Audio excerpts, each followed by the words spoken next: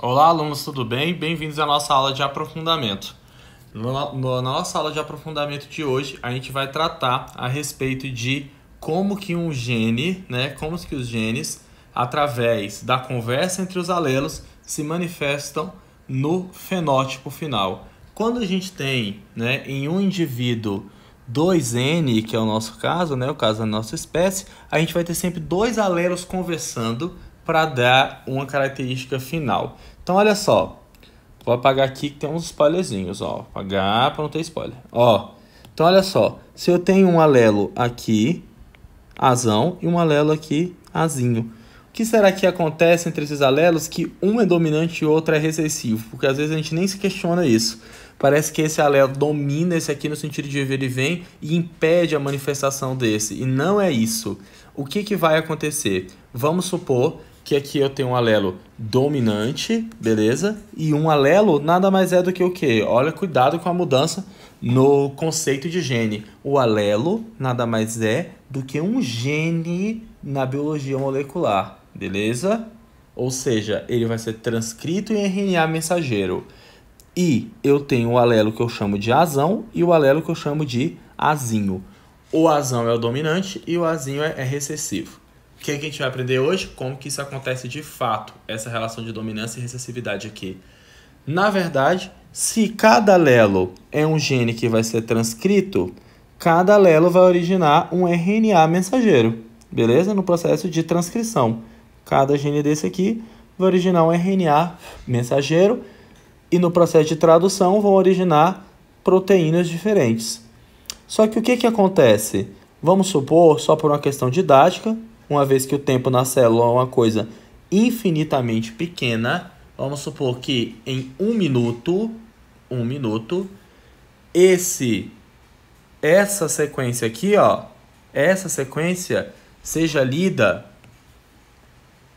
300 vezes, enquanto a sequência de cima, essa sequência aqui, ó, seja lida apenas 3 vezes em um minuto. Opa, ou seja, no mesmo espaço de tempo, aqui eu consigo fazer 300 cópias e aqui eu só consigo fazer 3 cópias, beleza?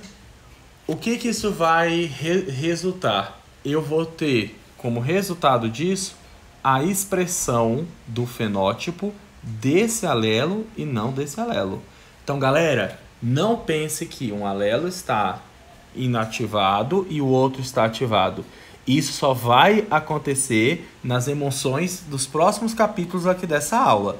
Em 90 e tantos por cento, na ampla maioria, 99%, em 99% das relações entre alelos acontece dessa forma. Transcrição diferencial. Então, a taxa de transcrição é diferencial. E o que vai determinar a diferença nessa transcrição? A ação, a força do promotor. Lembra que todo gene tem um promotor na frente dele, que é uma região onde a RNA polimerase se liga para fazer o RNA mensageiro?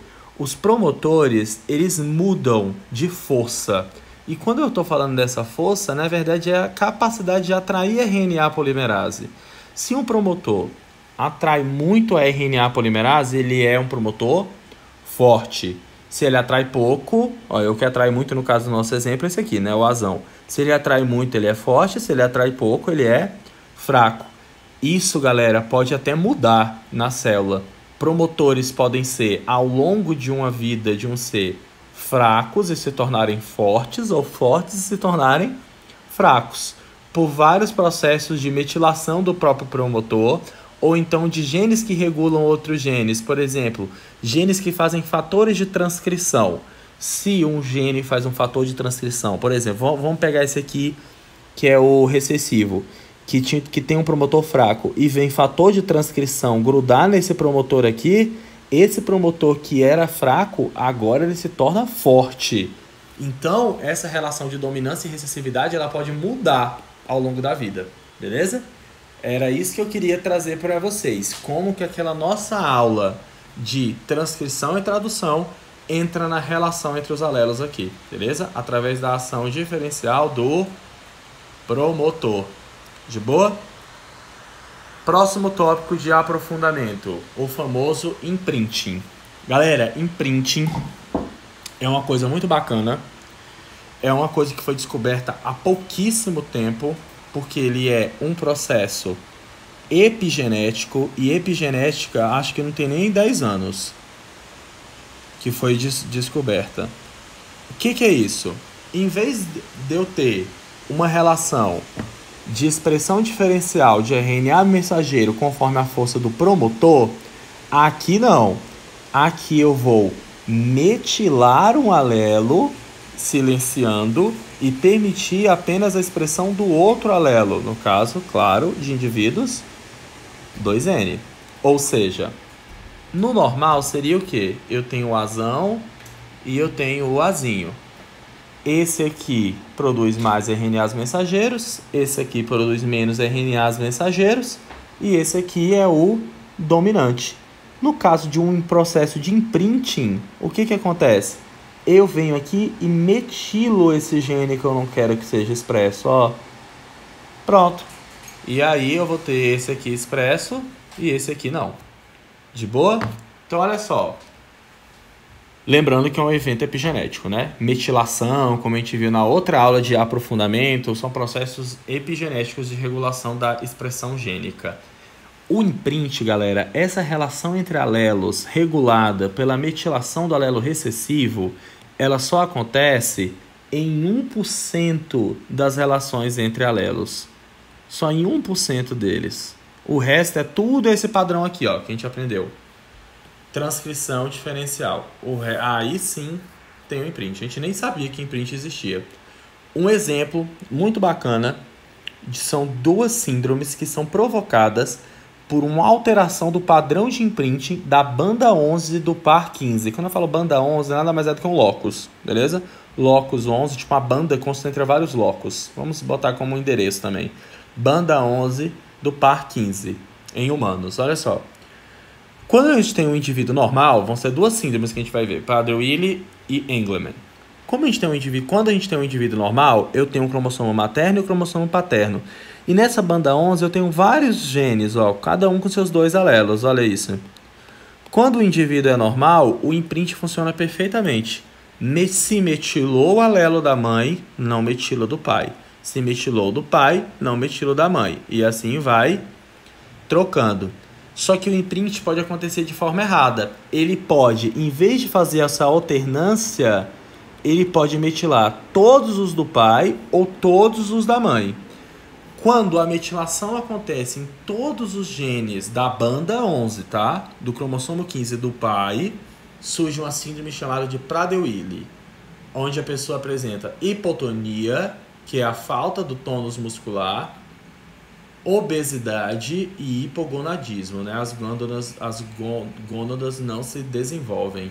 Se eu tenho a metilação da banda 11 toda do cromossomo materno, eu vou ter uma segunda síndrome chamada de Engelmann, que dá epilepsia, tremores e um rosto que parece que está sempre sorrindo. A boca está como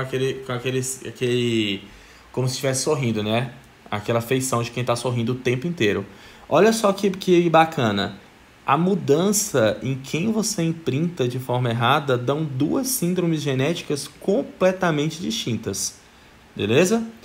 Então, ótimo. Para o nosso aprofundamento, quando falarem para você em imprinting, eu quero que você lembre de um grupozinho metil aqui, ó, CH3, imprinting. Imprinting é colocar metil em alelos para determinar a relação de dominância e recessividade deles. Mas isso só acontece em 1% dos casos. O resto tudo é essa forma aqui, ó. A forma normalzinha, assim, né? A mais comum, beleza?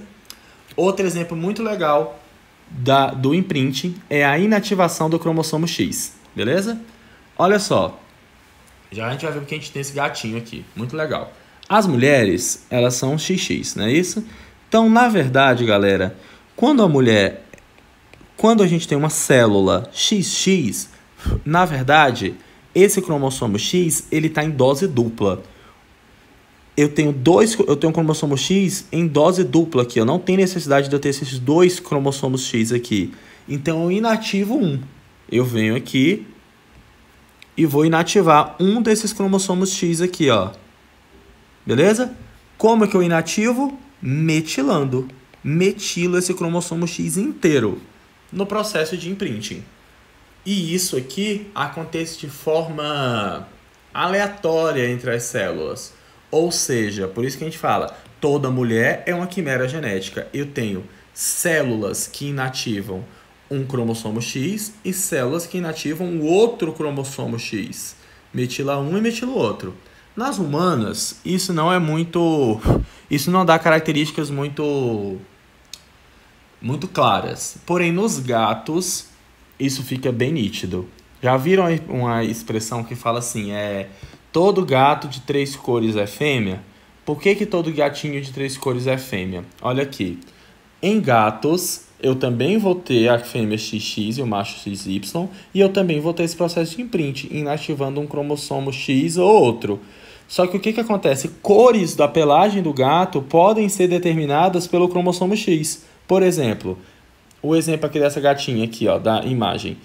Eu tenho aqui, ó, esse exemplo aqui para ela. Olha aqui.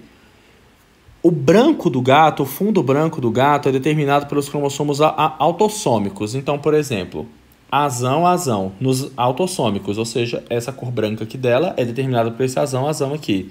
Em um dos cromossomos X dela, eu tenho um alelo determinando cor preta de pelo. E no outro eu tenho a cor amarela de pelo. Nessa parte aqui do rostinho dela, o cromossomo que foi inativado, X, foi o cromossomo que possuía o alelo amarelo. Já aqui nessa outra parte do corpo, foi ao contrário. Inativei o preto. E aí o amarelo apareceu. Legal, né? Por isso que a gente fala que todo gato de 3 cores é fêmea. Só que eu quero trazer um desafio para vocês no final dessa aula, que eu quero que vocês pensem na possibilidade de um gatinho ter 3 cores, ter esse padrão, né? Branco, preto e amarelo, e ser macho. Tem como, é muito raro, mas tem como. É um desafio que eu quero deixar para vocês, e vocês podem me mandar a resposta ou tirar dúvidas comigo no meu Instagram aqui, ó, @RaulLima com L só, bar. Beleza? Só me mandar lá a resposta e qualquer dúvida que vocês tiverem. Espero que vocês tenham gostado desse nosso momento de aprofundamento. Aguardo vocês na próxima aula. Tchau, tchau, galera.